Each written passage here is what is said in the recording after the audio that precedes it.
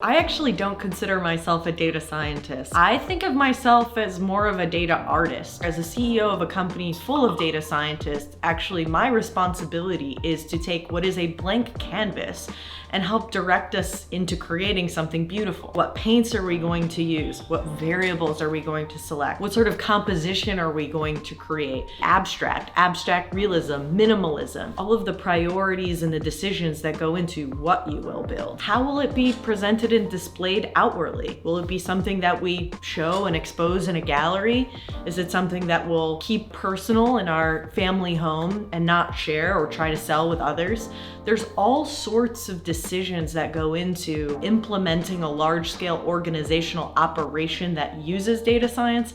I feel much more like a data artist than a data scientist. I think that that's true in the media team as well, and what you guys do in creating content and thinking of things that people want to engage with emotionally, psychologically, and then also the practice of creating a operation at scale of a media team that uses advertising and A/B testing and marketing techniques to scale the business. So that duality exists on our media team. It also exists on our data team. As I just mentioned about really thinking of ourselves as data artists, having to be very creative because the models that we're creating didn't exist before. There is nothing on the palette. There is not even a color. You don't even have the paints. Like, you're just starting to build things from absolute scratch. So you have this duality on both the media team and the data team, and then coming together to merge those two disciplines and create this sort of third way that is just the best of all of both without over-indexing for the things that can really bring the company down, like moving too slow and being too methodical, or moving too fast and being reckless and out of control. How do you find creativity in data?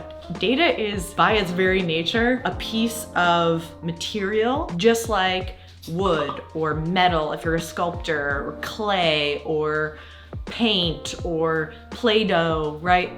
It really is just the basic constructing material. Data gives data scientists a huge opportunity to be artistic and creative. Is how you mold, how you form, how you look at it. I used to always describe, for example, data science as the process of building a Lego house. If you've ever built a Lego house, this tells you a lot about my character. I'm like a huge Lego fan, and I have a like Rubbermaid bin size thing of Legos here. But I would build these Lego houses out of my brain, and I would try to put in windows or second stories or like flower boxes and all kinds of weird construction to these Lego houses. And I would find a flaw somewhere, the second row, the third row, and I'd be putting the roof on. And as a data scientist, our job is to intentionally deconstruct the house in a way that minimizes damage to the house. I'm not gonna like bear claw destroy it because something's wrong on the second level, but deconstruct the house, piece it back together in a way that makes it stronger or makes the decision make more sense or the architecture be more perfect or in your vision. That's what data and data science allows us to do. Data is just like the Legos. What house you choose to build